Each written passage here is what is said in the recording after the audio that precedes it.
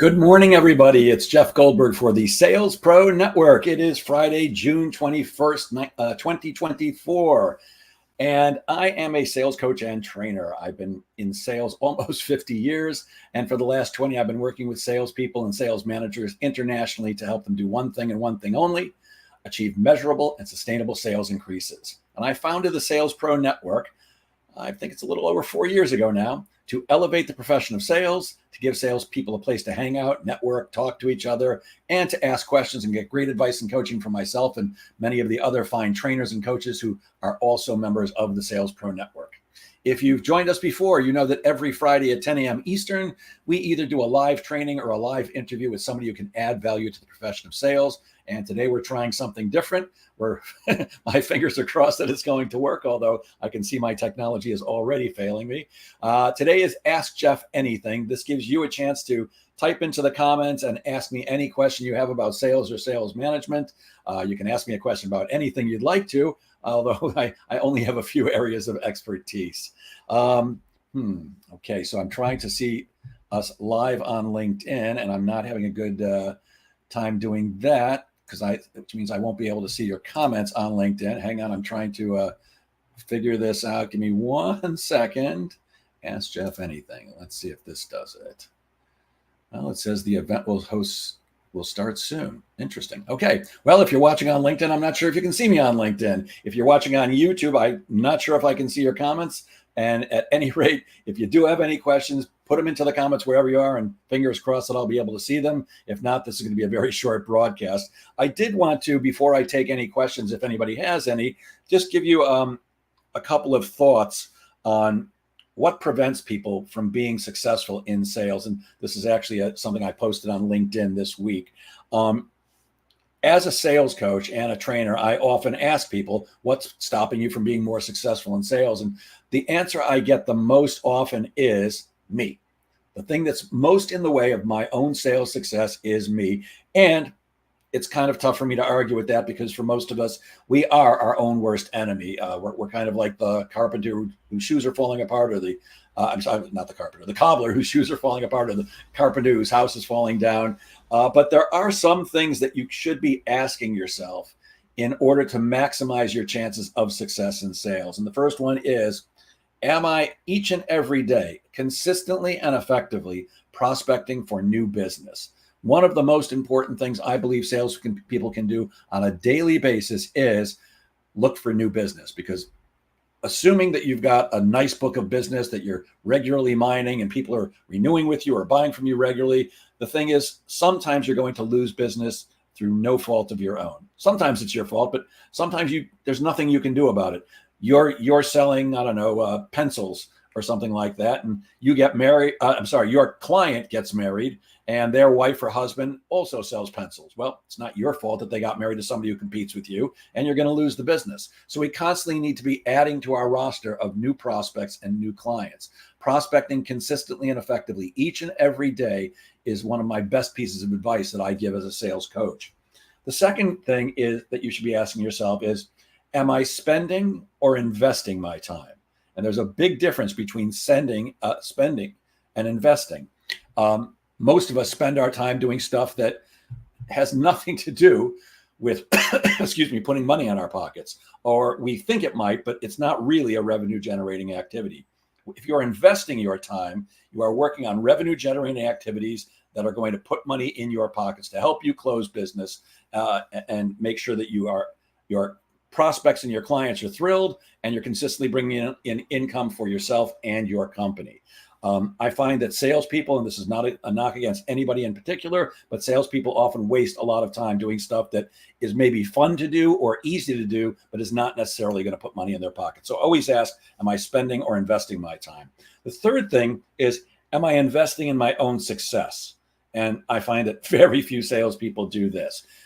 Each and every one of us, myself included, should be reading books, going to seminars, watching videos, asking for help, speaking to experts. There's lots and lots of ways you can improve your sales skills. The fact is, most salespeople do not do anything every year to increase their skills. They don't read a book. They don't go to a seminar. They're not watching YouTube videos. I mean, there's all kinds of stuff that costs you zero. You can go on YouTube and watch a gazillion videos by guys just like me and gals, just like, well, I'm not a gal, but men and women who do what I do. Now, I can't say that everyone is offering great advice, but there's lots and lots of excellent free advice out there. It's insane to not be consistently sharpening your saw. Every week, you should be learning something new that will help you become a better salesperson and help you, again, serve more prospects, turn them into clients, put more income in your pocket and your company's pocket. Next, are you focused on why you can't succeed? I speak to a lot of people who have great excuses. And I'm not saying they're bad excuses. I'm saying they're great excuses, like the economy sucks, or people are so upset about the election, nobody's making any decisions here in America, at least, or the interest rates are too high. We all have a million excuses for why we can't succeed. But I actually had this interaction with somebody recently. He's a business acquaintance who sells mortgages. And I was asking him how business it was. And his answer was, it's terrible. And he then explained, it's terrible because of the interest rates. When the interest rates drops, when the interest rates drop, I'll be able to sell more houses.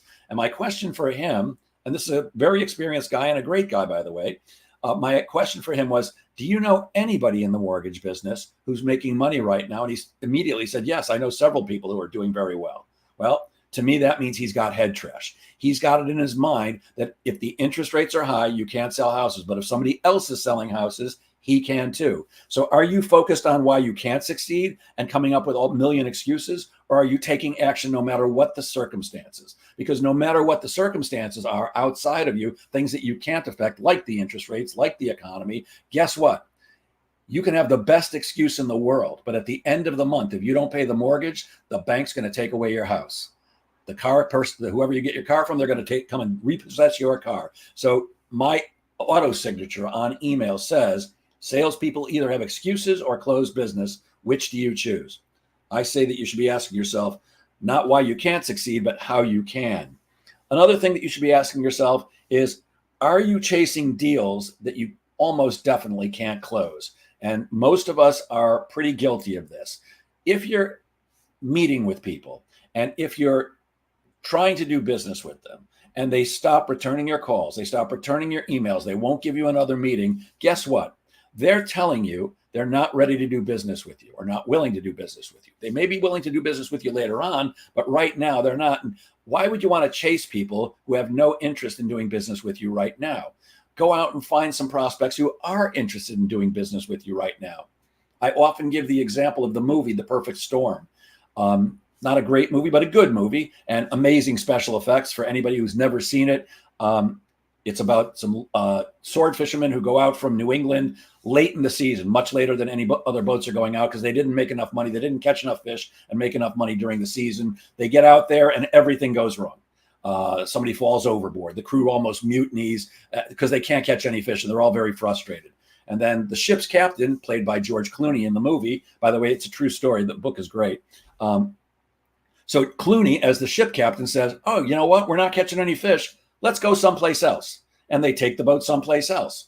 And it's like they can't not catch fish. The fish are jumping out of the water into the boat almost.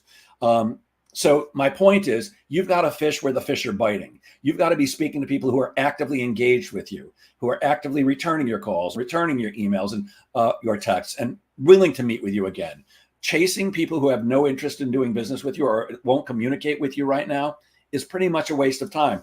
I'm not saying you give up after the first attempt, but I know people who are calling people every day for weeks and weeks and sometimes months, hoping for a return call, but you're wasting your time. Invest that time in finding some better prospects who actually want to speak with you and might do business with you now. And finally, you should be asking yourself, am I working on not just my skills, but also my mindset? In my coaching practice, about 65% of what I work on with my clients are skills and tools and techniques to help them sell and prospect more effectively. But about 35% of it is mindset stuff, because mindset is crucial in sales. If you do not have a positive attitude, if you do not believe everything's going to work out, if you do not come from really serving your prospect, and I'm pointing to my ample gut right now, your come from deep inside your belly should be, I'm here to serve you. If you're not working on your mindset as well as your skills, you have a lot to do that could really improve your your chances of having a successful 2024. And before I open this up to questions, I see there are a couple of people watching right now. I don't know if anybody has any questions, but I want you to realize that because it's June 21st, we are a hair's breadth away from Q3. Half the year is over. Now, towards the end of the year, late October, early to mid-November, I get a lot of calls from panicked salespeople and sales managers. And it always sounds like this: Jeff, the end of the year is almost here. The holidays are coming, and you know you can't sell after the holidays, and I'm not going to hit my quota. What am I supposed to do? And my answer is, you should have called me months and months ago. You should have called me in Q1. But here's the thing, guys. Half the year is over, but you still have a half year. There is time to pull it out if you do the things you need to do. If you prospect consistently and effectively, if you're working very hard with the prospects who are actively engaged with you to help them choose to do business with you, you've still got time, but do not delay. Now is the time to get very busy, because if you call me in Q4, I'm happy to speak with you, but it's pretty much too late, because for most of us, unless you have a very, very short sales cycle, you're already in the next month, the next quarter. I'll give you a quick example, then we'll see if anybody has a question. So I sell a few different services. One of them is sales training. One is sales coaching privately. I have a group coaching community. I have online programs. But let's talk about sales training. When I sell sales training, I have an 8-week sales cycle. From the time I first meet with somebody till the time they say yes if they're going to, it's 8 weeks. Well, that means anything that I close today, any sales training deals that I close today, they started 2 months ago. So it's not like I could call somebody today, set an appointment, go meet with them and close a deal on the spot. It's possible, but it's not likely. And in my nearly 20 years of selling and delivering sales training for large corporations and small businesses too, I've had exactly 7 one-call closes. That's not a high amount. And by the way, I don't expect it to be a one-call close, because people do have to consider what I'm doing, and I have to come back with a proposal and all kinds of different things. But my point is, you're already working me for sales training. I'm working 2 months from now. The deals I start today are going to close 2 months from now if they're going to close. So you need to get busy right now. There's still time to pull it out, but you need to get busy. All right, let's see if we do have any questions. Let's see. We've got John Hill, the trade show coach. Good to see you, John. Selling at a trade show is not to sell, but to actually, I can show you guys this. There we go. Selling at a trade show is not to sell, but to qualify the person you're talking to. Can you tell me the best way to qualify the person you're talking to? Wow. Well, John, I should probably ask you about that, since you are the trade show coach. And I do agree that for the most part, selling at the trade show is not what you're really looking to do. You're looking to meet as many people as possible, qualify them quickly, and set an appointment to meet with them so you can actually have an actual discussion on whatever it is that you're selling. First thing, I'm going to expand on this just a little, John. The first thing I find, and I'm probably preaching to the choir because John Hill is an expert at trade shows.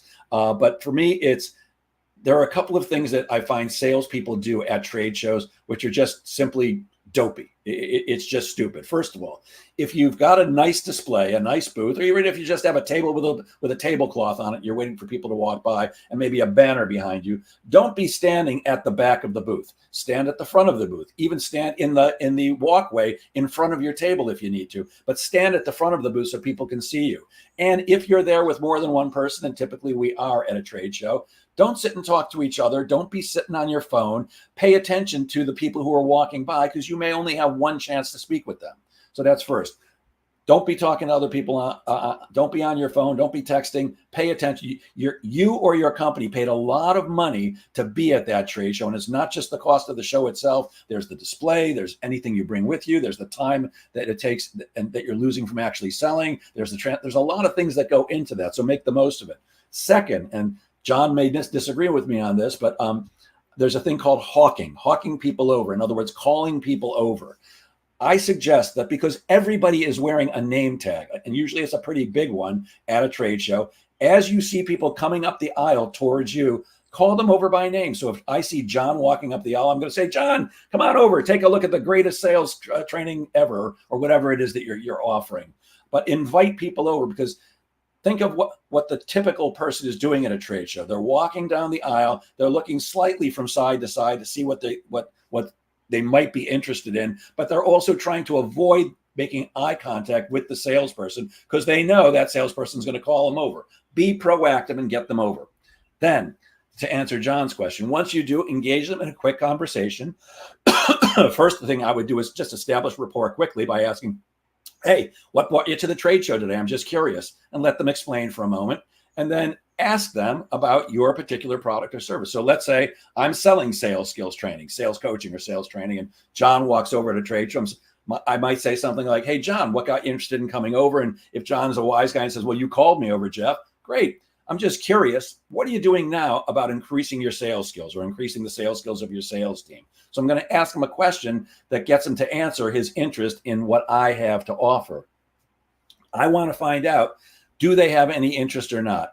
What I don't do is worry about budget. So in terms of qualifying, we typically are wondering, does somebody have the money to pay me for whatever it is that we're selling? I'm not going to do that at a trade show. I'm going to assume that if people are engaging with me in a conversation, they've got some money, and I want to get them interested enough in what I've got when I give them when I have an actual sales call with them to discover what it is I can offer them, and then and only then will I be talking about money. So I'm just looking to see, are they interested in all, and I want to know, what are they doing now about that? Because when I know what somebody's doing now, I know if I have something better for them and can make a good offer for them. And at that point, I'm going to whip out my phone and set an appointment on the spot and say something like, I think the smart thing for us to do is let's set a time that's convenient for both of us to get together and kind of chat about this and see if, there might be ways for us to work together.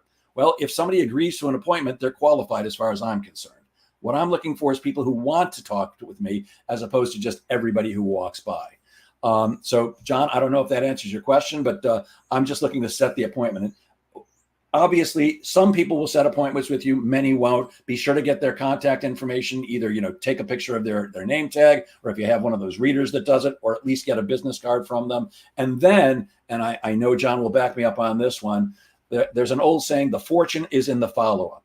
I just started working with a new client, and one of the complaints of upper management was they went to a trade show, the salespeople never followed up on any of the leads. Well, if you're not going to follow up on your leads, why bother wasting the time going to the trade show in the first place? So, John, I hope that answers your question, my friend.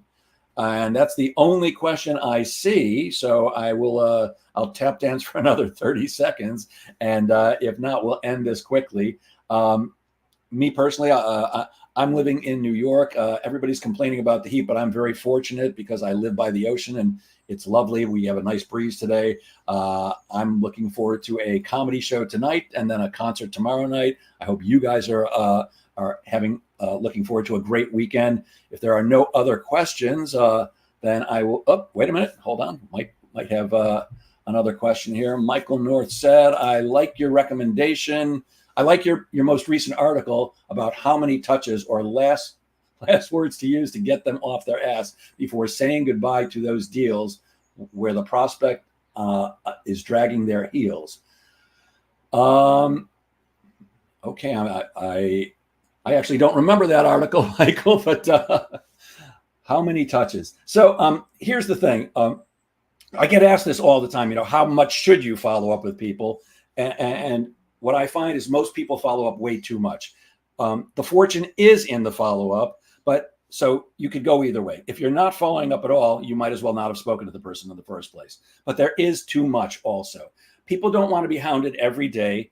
Sending an email every day and a phone call every day and reaching out via text and by DM on LinkedIn or on Facebook, you're just going to piss people off. The one thing that I find that prevents that is doing effective and consistent prospecting so that you're always talking to lots of different prospects. So you don't need any one particular deal too badly. When you don't have enough prospects in your pipeline, that's when we tend to pester people. But an appropriate amount of time, I'd say, is it's going to depend on how close you are to the actual conversation that you had with them. So if you spoke to somebody like last week, I might follow up maybe twice this week. And then the following week, maybe once. Then I might skip 10 days. I'm going to leave a longer and longer amount of time between each one. And eventually I'm going to get to the point where maybe I'm following up once a month for a quarter, and then I'm just going to leave them alone. But the one thing I will do is I'll leave them a final email. And I think that's what Michael's talking about. Sometimes, you meet with people and they seem incredibly interested in what you've got. They're giving you all the right buying signals, and then they do disappear on you. They ghost you. And I get this all the time from people, questions, Jeff, what do I do about being ghosted? So the first thing is make sure you always set a next appointment.